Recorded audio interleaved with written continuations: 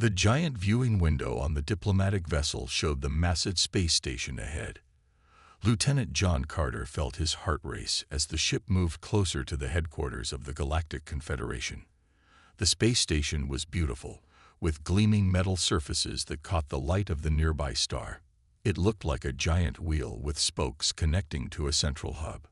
John straightened his uniform for the 10th time. After 20 years as a Marine and 5 more as a diplomat, he now represented all of humanity at the most important meeting in Earth's history. "We're docking in 5 minutes, Lieutenant," said the pilot over the intercom. "Thank you," John replied. He picked up his tablet and reviewed his notes one last time. Earth had achieved faster-than-light travel just 3 years ago, in 2157. Within months, they had encountered the Galactic Confederation, an alliance of 27 alien species. The Confederation had observed humans for decades, but waited until Earth developed FTL technology before making contact. The ship shuddered as it connected to the station. John took a deep breath and walked to the airlock. This meeting would determine if humans could join the Confederation or remain isolated in their small corner of the galaxy. The airlock opened with a soft hiss. A tall, blue-skinned alien waited on the other side. It had 4 arms and large, pupil-less eyes that seemed to see in all directions. "Lieutenant Carter," the alien said in perfect English, "I am Ambassador Zixtal of the Volari. Welcome to Confederation Station Alpha." John bowed slightly. "Thank you for the welcome, Ambassador. I'm honored to represent Earth today." Zixtal led John through wide corridors filled with aliens of all shapes and sizes. Some looked almost human. Others were so strange that John couldn't tell which parts were heads and which were limbs. "The Council will see you shortly," said Zixtal. "They will have many questions about humans. Each member species must contribute something unique to the Confederation." "We have much to offer," John said. Zixtal's skin changed from blue to a lighter shade. "Perhaps, but many council members are concerned about your species' violent history. Some wonder if humans are too primitive to join." John frowned but kept his voice calm. "Every intelligent species has a history of conflict. We've grown beyond many of our past mistakes." "We shall see," said Zixtal. The council chamber was a large, circular room with seats rising in tiers around a central platform. 27 different aliens sat watching as John walked to the center. An elderly alien with gray skin and 6 eyes spoke first. "Lieutenant John Carter of Earth, we have reviewed your application to join the Confederation. We have concerns about human unpredictability and aggression. Your wars, your weapons, they suggest humans may not be ready." John stood tall. "Respected Council, humans have fought wars, yes, but we've also created art, music, and literature. We've developed medicine and science. We've overcome differences to unite our planet. We're not perfect, but we learn from our mistakes." The council members whispered among themselves. Then a large insect-like alien clicked its mandibles and said, "Fine words. But what specific skills do humans bring that we don't already have?" Before John could answer, alarms blared throughout the station. Red lights flashed. "Security breach in Sector 7, announced a computerized voice. Unknown substance detected." The council members looked at each other in confusion. None moved. John didn't hesitate. "Where is Sector 7? He asked Zixtal. "The Environmental Control Center," Zixtal said. "But protocols state we should wait for security." John was already running. He followed the emergency signs to Sector 7, where he found 3 aliens unconscious near a leaking container. The air shimmered with strange gas. John held his breath, grabbed the container, and sealed the leak using his belt and uniform jacket. Then he dragged the unconscious aliens to safety and hit the ventilation override button. When security finally arrived, they found John performing emergency first aid on the aliens. Later, back in the council chamber, the mood had changed. "Your quick thinking saved lives today," said the 6-eyed council leader. "You acted without orders, without protocols. It was unexpected. Humans adapt quickly, John explained. "We solve problems creatively." "Yes," said the insect alien. "We see that now." The council voted. Humans receive provisional membership in the Confederation. However, added Zixtal as he showed John to his new quarters, the council has assigned humans to non-combat roles only. Diplomacy, engineering, medicine. These are where humans will serve. Fighting will be left to species with more control. John wanted to object but stayed silent. Membership was the goal. The rest could come later. 5 years had passed since humans joined the Galactic Confederation. Susan Miller floated in zero gravity, her flashlight cutting through the darkness of the abandoned space station. Dust particles danced in the beam of light. The air tasted stale despite her suit's filters. "Find anything interesting yet?" asked the voice of Commander Greg Taylor through her helmet comm. "Just more empty rooms," Susan replied. She pushed herself down a long corridor. "This place has been abandoned for thousands of years." Susan was a xenobiologist on the research vessel Horizon. When the ship's sensors detected the derelict station orbiting a dead star, Commander Taylor had authorized an expedition. As the highest-ranking human in the Confederation fleet, his word carried weight. "Keep looking," Taylor said. "The Council wants a full report on any precursor technology." Susan continued exploring, scanning each room with her devices. Most alien species in the Confederation respected humans for their engineering skills and medical knowledge, but still treated them like children who couldn't be trusted with weapons. In a small room at the end of the corridor, Susan's scanner beeped. She aimed her light at a dusty control panel. "I found something," she told Taylor. "Looks like a data storage unit." Susan brushed away layers of dust and pressed her universal translator against the symbols on the panel. The device hummed as it processed the ancient language. Suddenly, the panel lit up. Holographic images filled the room, showing strange ships and star maps. "Greg, you need to see this," Susan said, her voice tense. 20 minutes later, Commander Taylor floated beside her, watching the holographic recording with wide eyes. "Play it again," he ordered. The images showed a massive swarm of diamond-shaped ships destroying planet after planet. The ships moved together like insects, adapting quickly to any defense. "The Void Swarm," read Susan from her translator. "A hive mind species that nearly destroyed the Confederation 3,000 years ago." "I've never heard of them," Taylor said. "According to this, they hibernate for thousands of years between feeding cycles." Susan pointed to a timer in the corner of the projection. "If these calculations are correct, they're due to wake up within months." Taylor's face paled. "We need to report this to the Council immediately." 3 days later, Susan and Taylor stood before the Confederation Council on Station Alpha. John Carter, now a senior diplomat, sat with the human delegation. The insect-like council member, Ambassador Chris, clicked his mandibles angrily after watching their evidence. "This is nonsense," Chris said. "The Void Swarm is a myth, a story told to young ones." "The evidence is clear," Taylor insisted. "The recordings match the star positions from 3,000 years ago. The timing calculator works perfectly." The six-eyed council leader, Premier Voltek, raised his hand for silence. "Commander Taylor, while we appreciate your thoroughness, the Void Swarm was eradicated in ancient times. This station was likely used for propaganda." "But what if it's true?" Susan asked. "Shouldn't we prepare, just in case?" Zixtal, now a senior council member, shook his head. "Humans always prepare for the worst, always expecting violence. This is why you are kept from combat roles." John Carter spoke up from his seat. "Premier Voltek, may I suggest a compromise? Send a small observation team to the coordinates mentioned in the recording. If there's nothing there, no harm done."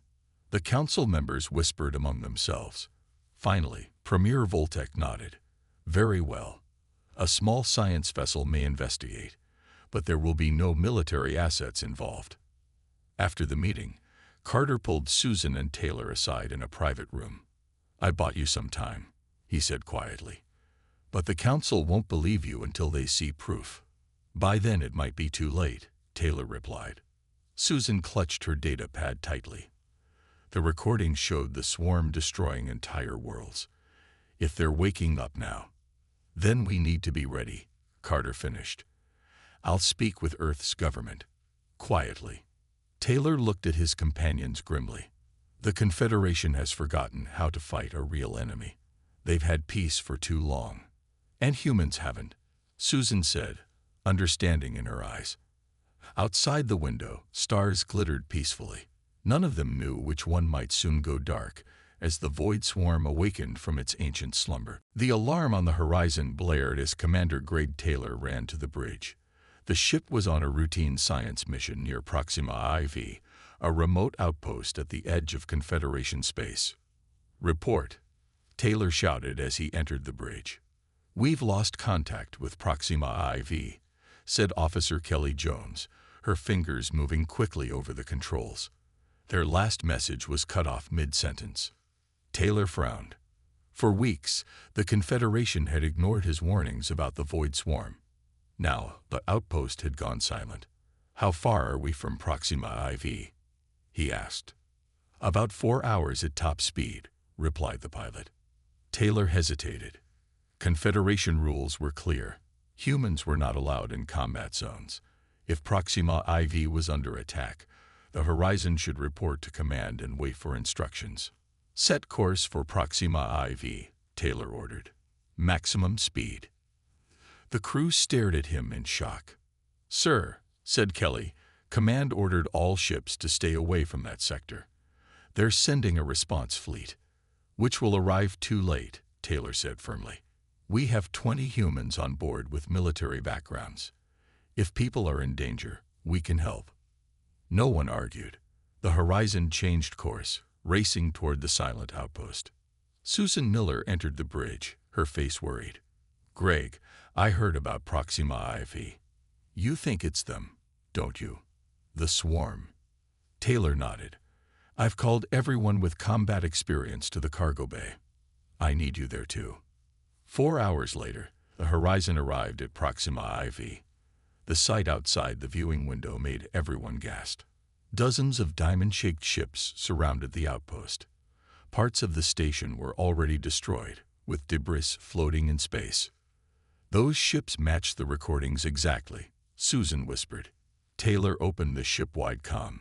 This is Commander Taylor. Proxima IV is under attack by unknown forces. We are going to attempt a rescue operation. In the cargo bay, Taylor addressed the gathered crew members. None wore official combat uniforms, as humans weren't allowed to have them. Instead, they wore standard work clothes. I know none of us are supposed to fight, Taylor said, but there are people dying out there. The Confederation response fleet is 10 hours away. We're all that's left. Then Davis, a former Army surgeon now working as an engineer, stepped forward. We don't have weapons, sir. Taylor pointed to a pile of modified tools on a table. Mining lasers, repurposed engineering tools, and some improvised explosives. Not ideal, but better than nothing. Susan had been studying the swarm ships through the sensors. They seem to attack in perfectly coordinated patterns, she said. They expect their enemies to follow standard Confederation battle protocols. Then we won't, Taylor said with a grim smile. Confederation species have fought the same way for thousands of years. We'll do what humans do best, improvise. The plan was simple but dangerous. The Horizon would approach as if making a standard Confederation rescue attempt. Then, without warning, they would switch to an unpredictable attack pattern that no Confederation species would ever use. As the small team boarded the rescue shuttles, Taylor gave final instructions. Remember, our goal is to evacuate survivors, not defeat the swarm. We go in fast, break all the rules, and get out faster. The battle was chaos. The human team used tactics no Confederation species would consider. Feinting retreats that turned into ambushes, deliberate collisions that allowed them to attach explosives, and completely random flight patterns that confused the swarm ships. The diamond ships, programmed to counter standard tactics, couldn't adapt fast enough to the humans' unpredictable methods. When it was over, the Horizon limped away from Proxima IV with 63 survivors from 4 different alien species. The human team had lost 3 of their own. As Taylor recorded his report to Confederation Command, he knew he had broken dozens of regulations. Humans had fought when they were forbidden to fight, but they had also saved lives that would otherwise have been lost. Admiral Lisa West stood tall before the Confederation High Command. Her gray uniform was perfectly pressed, but her expression showed her anger. "The humans on the Horizon saved 63 lives," she said firmly. "They should be rewarded, not punished."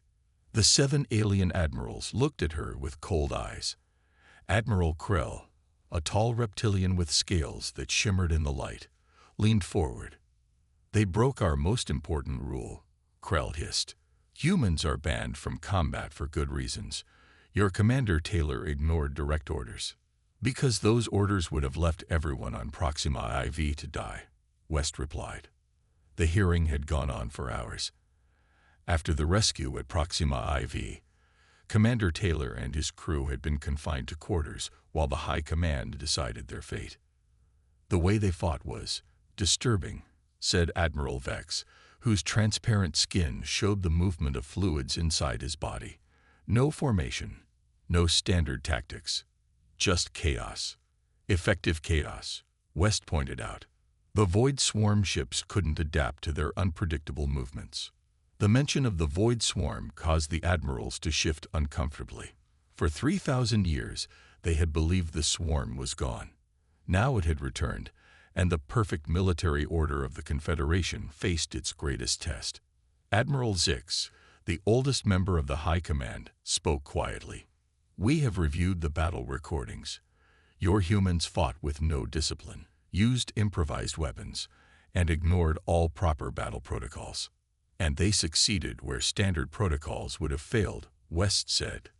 Zix's eyes narrowed. "That is precisely what concerns us. Admiral, the Void Swarm is a serious threat, yes, but an undisciplined fighting force could be an equally serious threat to the Confederation's stability." The judgment, when it came, was harsh. All humans with military backgrounds were to be reassigned to remote positions far from any potential combat zones. The ban on humans fighting was reinforced, with stricter penalties for violations. Commander Taylor was relieved of his command. The Horizon would continue its mission with a non-human captain. Later, in her private quarters, West paced back and forth. John Carter sat in a chair, watching her. "They're making a mistake," West said. "I've reviewed Susan Miller's data. The swarm is growing stronger with each attack. Traditional tactics aren't working." Carter nodded grimly. "The Council won't listen. They're too set in their ways." West stopped pacing. "Then we'll have to act without their approval." Carter looked alarmed. "What are you suggesting?" "A training program," West said. "Unofficial. For human volunteers. We'll call it emergency response training to avoid suspicion." "That's dangerously close to treason," Carter warned. "It will be treason if we fail," West agreed. "But if we succeed, it might save the Confederation." Carter was silent for a long moment. Finally, he sighed. "I don't agree with your methods, Lisa, but I'll provide political cover where I can." Over the next few weeks, West quietly gathered data on swarm movements. Everything confirmed Susan Miller's predictions about a full-scale invasion. The attacks on remote outposts were just the beginning. The unofficial training program began on an isolated moon base. 50 humans with military backgrounds, all officially assigned to maintenance duties, started combat drills in secret. Ben Davis, who had fought at Proxima IV, became a key instructor.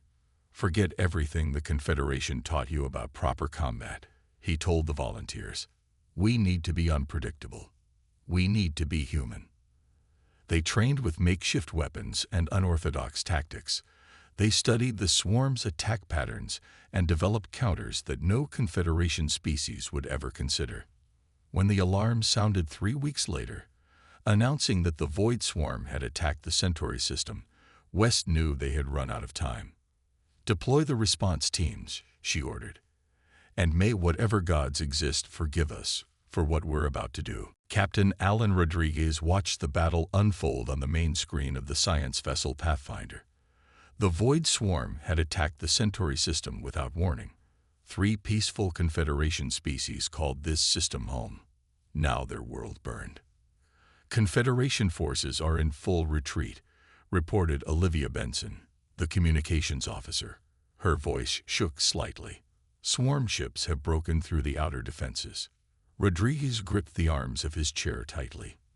The Pathfinder was a science vessel, officially monitoring the battle from a safe distance.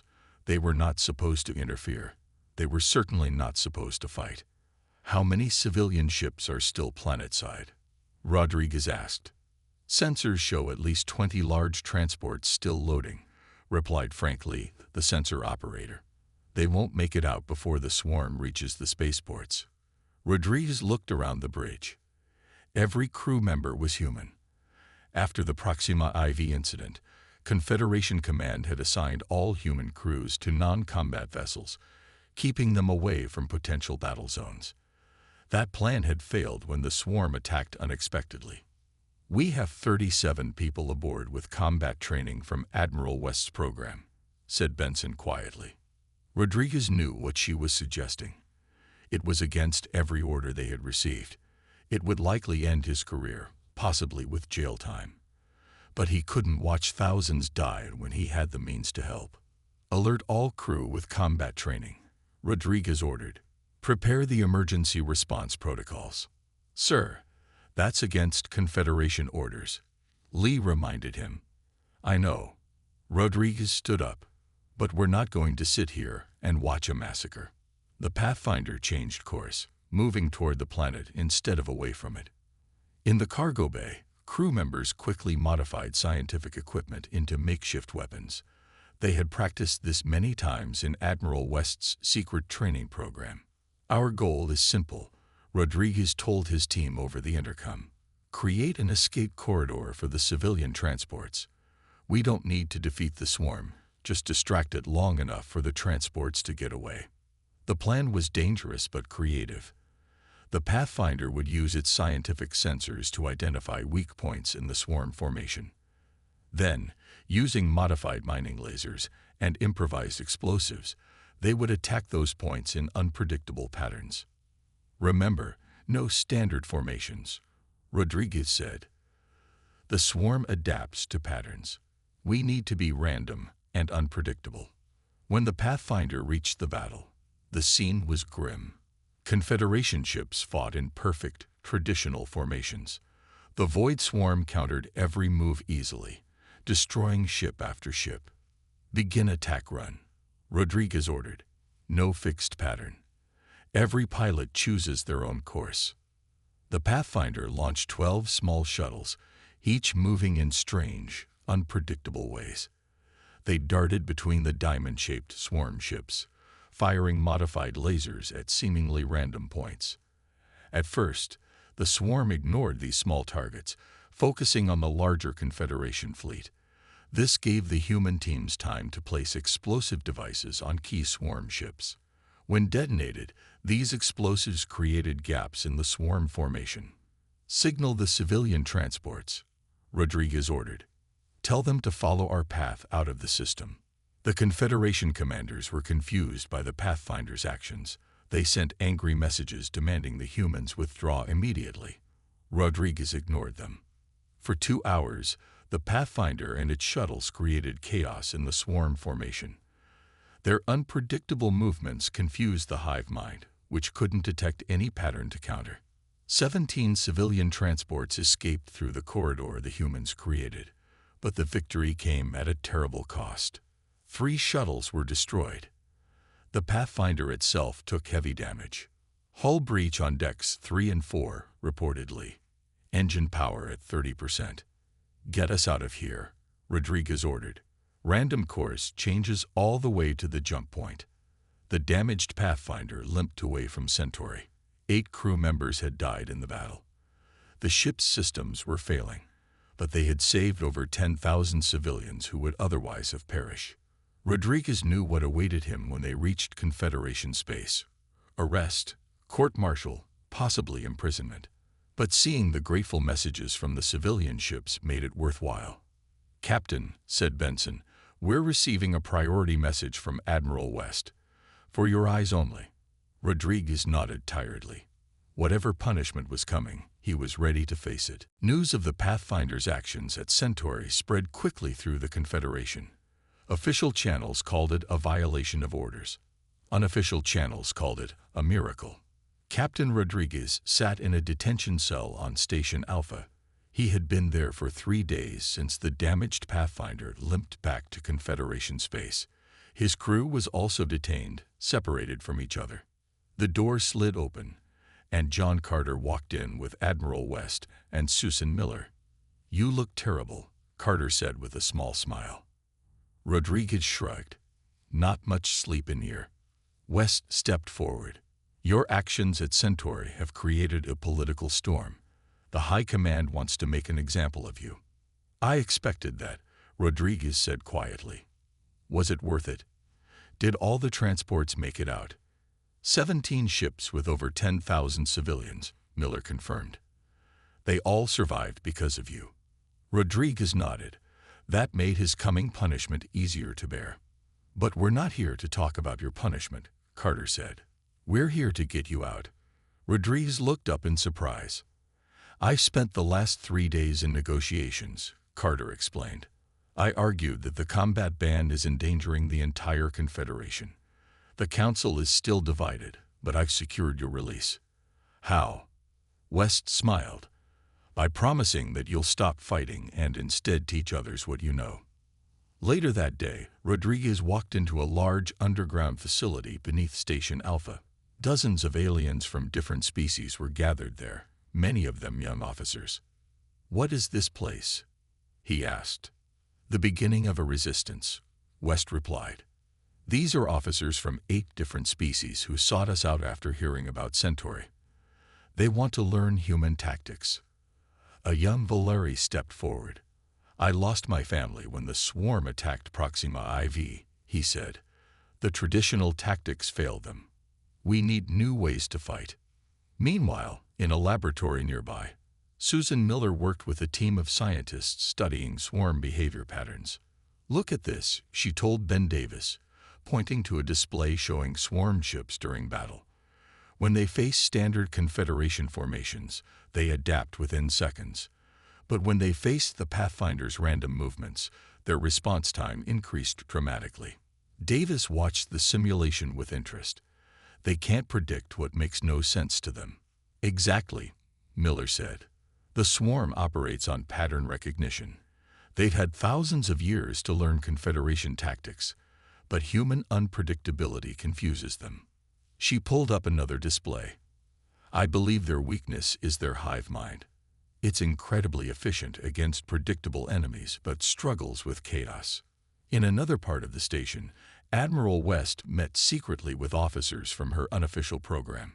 "We call ourselves the Irregulars now," she told them.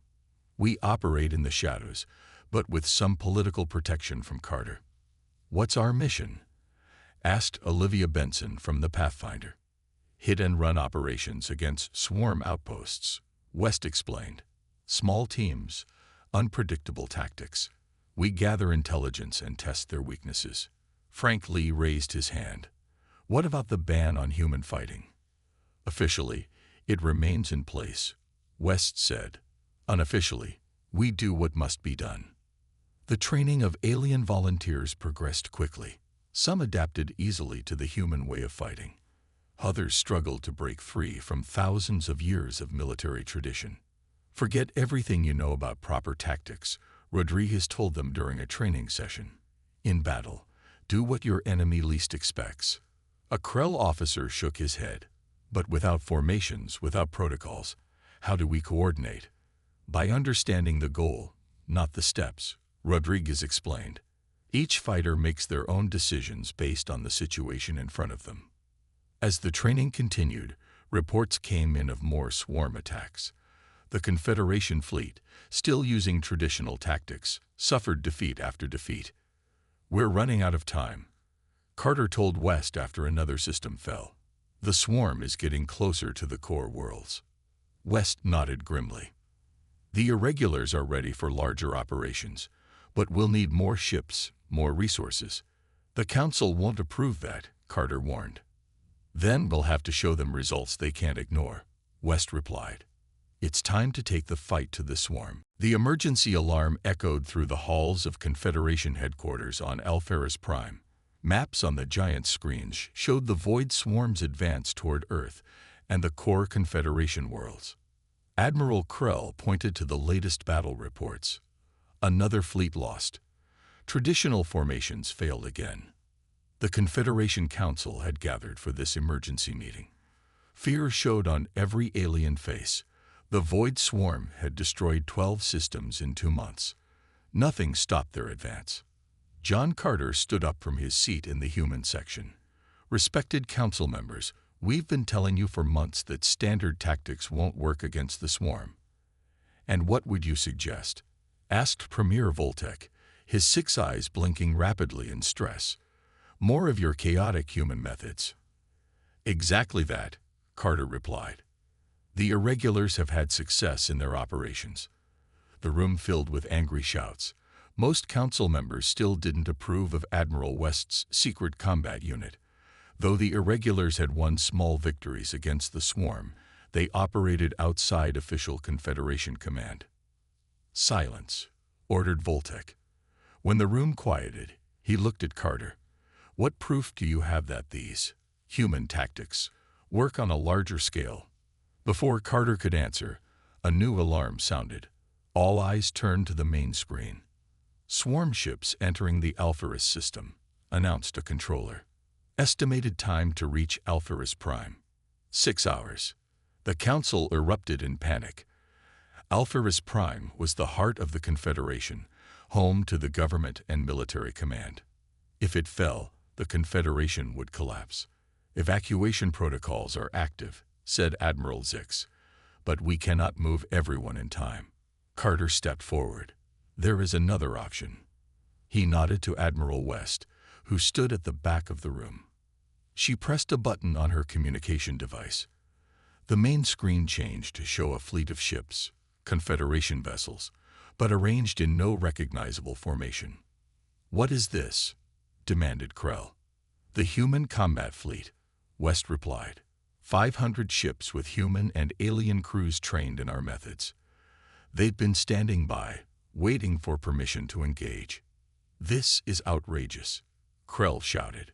Humans are banned from combat. Would you rather die following protocol? Carter asked bluntly. Premier Voltek stared at the screen for a long moment. Then he turned to the council. We must vote. Do we maintain the ban on human combatants, or do we temporarily suspend it? The debate was short but fierce. With the swarm approaching, even the most traditional council members saw the need for desperate measures. The vote is 42 in favor, 11 opposed, announced Voltek. The ban on human combatants is temporarily suspended. West immediately opened a channel to the waiting fleet. Captain Rodriguez, you have council approval. Defend Alpheus Prime with all necessary force. Rodriguez's voice came over the speakers. Understood, Admiral. All ships prepare for combat. No standard formations. Follow the chaos protocols. The council watched in stunned silence as the human-led fleet began to move. Each ship seemed to fly in its own unpredictable pattern. There was no central formation, no recognizable strategy. This is madness, whispered Admiral Krell. They cannot fight like this. Watch them, Carter said. When the swarm arrived at Alpheus Prime, they encountered not the usual perfect Confederation formations, but a scattered, seemingly disorganized defense force. The diamond-shaped swarm ships hesitated, their hive minds struggling to identify a pattern it could counter. The human fleet struck from all directions at once. Small ships darted between much larger swarm vessels, firing at seemingly random points. Larger ships performed impossible maneuvers, breaking all established combat protocols. They're targeting the command ships, Susan Miller explained to the council as she monitored the battle. We discovered that the swarm uses certain vessels as relays for the hive mind. Disrupt those relays, and their coordination fails. The battle for Alpheus Prime raged for hours. The human fleet took heavy losses, but kept fighting in their chaotic, unpredictable way. Slowly, the swarm began to fall back, unable to adapt to tactics it had never encountered in thousands of years of warfare. When the last swarm ship retreated from the system, the council chamber filled with cheers. The heart of the Confederation had been saved. But Carter knew this was only the beginning. Now, he told Voltec, we take the fight to them. The Grand Council chamber had never been so full. Representatives from all 27 Confederation species gathered to hear the final report on the Void Swarm War. The mood was somber but hopeful. Admiral Lisa West stood at the center of the chamber. Behind her, Captain Rodriguez, Susan Miller, John Carter, and Ben Davis waited quietly. The last swarm nest has been destroyed, West announced. The threat that has haunted this galaxy for thousands of years is finally gone. Cheers erupted across the chamber. The war had lasted 8 months. Many worlds had been damaged, and millions had died. But the Confederation had survived. Premier Voltec raised his hands for silence. This victory belongs to all species of the Confederation, but we must acknowledge the key role that humans played. He turned to West and her companions. Your species' unique approach to warfare confused the swarm. They could not adapt to your unpredictability. Admiral Krell stepped forward, his reptilian features solemn. I was the strongest voice against allowing humans to fight. Today, I admit I was wrong. Susan Miller moved to a display console. The data is clear. When Confederation forces used traditional tactics, the swarm adapted within minutes. When we used human methods, the swarm never fully adapted. After the Battle of Alpheus Prime, Rodriguez added, many species began adopting our combat style. That combined approach won the war. The council members nodded in agreement. The final offensive against the swarm's hibernation nexus had involved ships from all 27 species, many using tactics they had learned from humans. Premier Voltec cleared his throat. Today, we must decide the future of humans in the Confederation. The combat ban was temporarily lifted during the crisis. Should it be restored? The chamber fell silent. All eyes turned to the ancient precursor artifact that had been brought into the room. It was a stone tablet covered in symbols, recovered from the ruins of the swarm's hibernation nexus. John Carter gestured to the tablet. This artifact explains why humans were banned from fighting in the first place. Susan has translated the text. Miller stepped forward nervously. The tablet contains a prophecy made by the precursors who first defeated the swarm. It speaks of a species whose chaotic nature would either save the galaxy or dominate it. Murmurs spread through the chamber as Miller continued. When humans first joined the Confederation, many council members recognized the signs from the prophecy. They feared our unpredictability. That's why the combat ban was created, not because humans were ineffective fighters, but because we were too effective.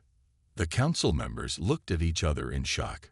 Many of them had not known the true reason for the ban. The precursors warned that this chaotic species might defeat the swarm, but then use those same skills to conquer the Confederation, Carter explained. The council feared us, so they kept us from fighting. Admiral Zix, the oldest member of the High Command, nodded slowly. I was there when humans first joined. We saw your potential for both great good and great harm. West looked around the chamber. Now you have a choice. Restore the ban and deny what humans can contribute, or find a new way forward together. The debate lasted hours. Some council members feared that without the swarm as a common enemy, humans might indeed become a threat. Others argued that humans had proven their loyalty to the Confederation. In the end, Premier Voltec announced the decision. The combat ban on humans is officially lifted, he declared. However, we will establish a new Confederation defense protocol that incorporates both human unpredictability and traditional safeguards. He turned to Rodriguez. Captain, you will help develop this new protocol. It must balance the chaos that defeated the swarm with controls that prevent any single species from gaining too much military power. 1 year later, on the anniversary of the swarm's defeat, a new Confederation Academy opened. Inside, human instructors taught alien cadets the art of adaptive warfare. In other classrooms, alien instructors taught humans the wisdom of restraint. The balance between chaos and order, between unpredictability and control, would protect the galaxy from future threats. And the true reason humans had been banned from fighting became the reason they were now essential to the Confederation's survival.